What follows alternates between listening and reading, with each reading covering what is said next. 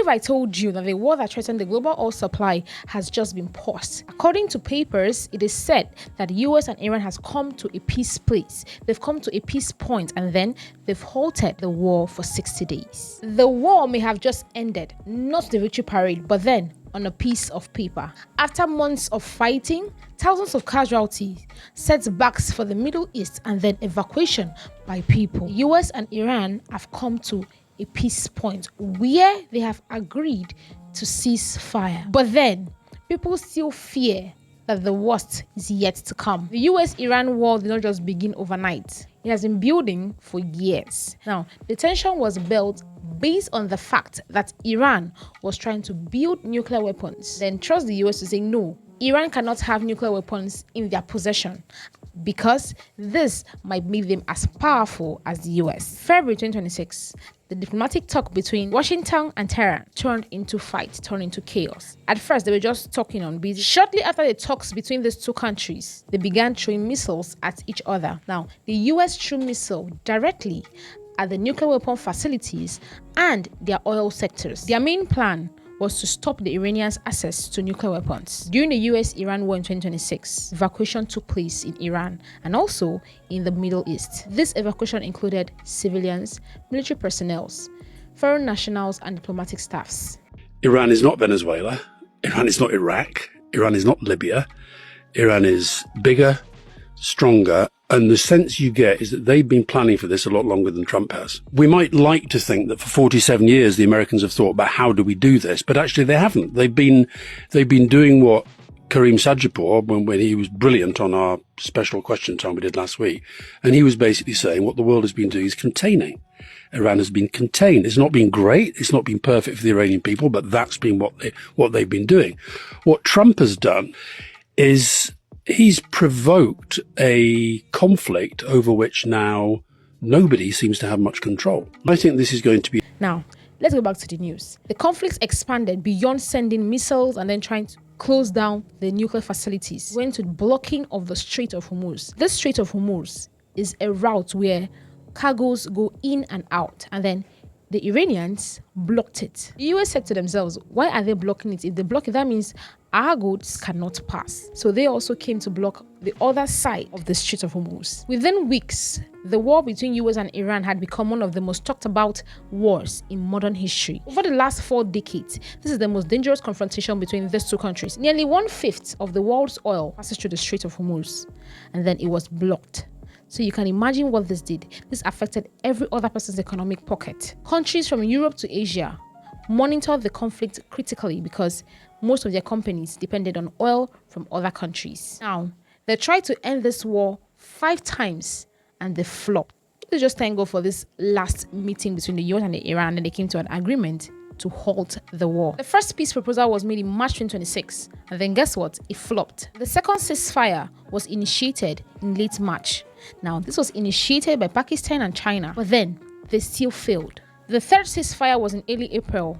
This was after the meeting between the top officials from Iran and top officials from US. After they had a meeting and a dialogue, and they came to a no-deal conclusion, and then it still flopped. On the 8th of April 2026, the US and the Iran agreed on a ceasefire for 2 weeks.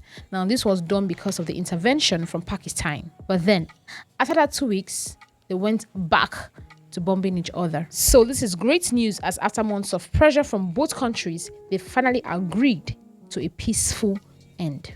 According to the Reuters newspapers, both US and Iranian presidents have signed agreements. Iran says agreement now in effect. Israel launches fresh strikes in Lebanon. G7 leaders welcome US and Iran deal, urges Lebanon to cease fire.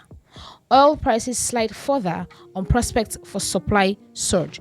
Basically, this means that they have paused the war. Now, Iran is telling Israel to cease fire on Lebanon. The US is paying the Iranians $324 billion. That's almost $500 billion.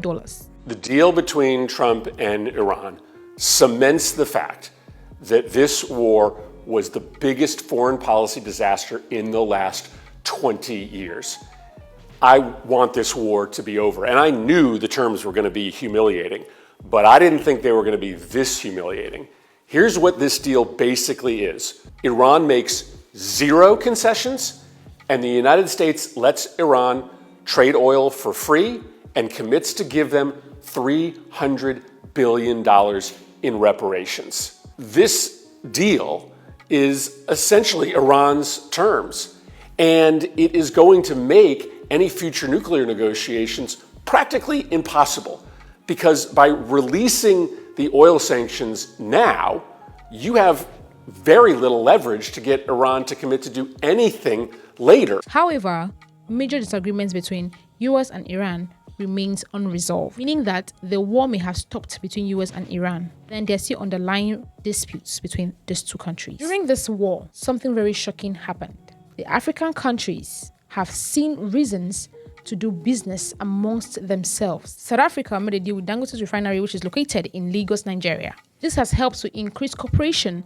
amongst African countries. As the price of fuel fluctuated and the supply chain came under pressure, this urged African countries to work together as a team. The war in Iran may be far away from Africa, but its consequences are very close and they are felt by Africans across the continent. On February 28, 2026, the United States and Israel attacked Iran. Iran hit back, targeting Israel and every Gulf country hosting US military personnel. The Strait of Hormuz, through which 1/5 of the world's oil passes and which Iran borders, is effectively closed. Qatar and Saudi Arabia have paused gas and oil production.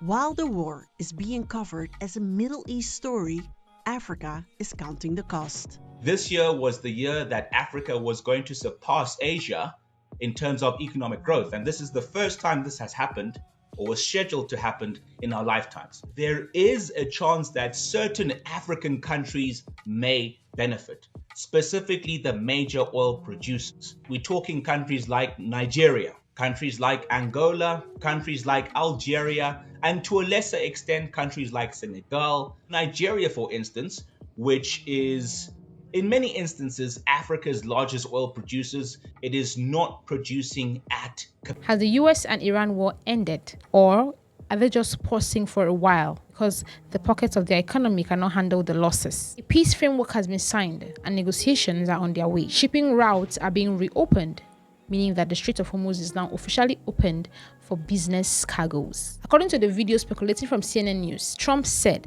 that if Iran does not behave, they will go back to bombing Iran. If they don't behave, we'll go right back to dropping bombs right smack in the middle of their head. Is the text of the agreement now final, or are you still... No, it's not final. It's a memorandum of understanding. And if I don't like it, we'll go back to shooting at them, dropping bombs on their head. When do you expect the wording? If I don't like it, if they don't behave, we'll go right back to dropping bombs. Now, he's saying that the deal is not over yet, that they have just come to a memorandum of understanding, meaning that they've only come to a place of understanding, saying, oh, if we continue fighting like this, our people will continue to suffer. And as such, we need to open the Strait of Hormuz for businesses to flow. I'd like to know your thoughts in the comment section. Do you think that the Iranians won the US government, or do you think that this is just a memorandum of understanding and then things might just unfold in a few days to come? Do well to like, do well to share, and don't forget to subscribe to our YouTube channel, Finance Podcast, for more finance content like this. Until next time, bye for now.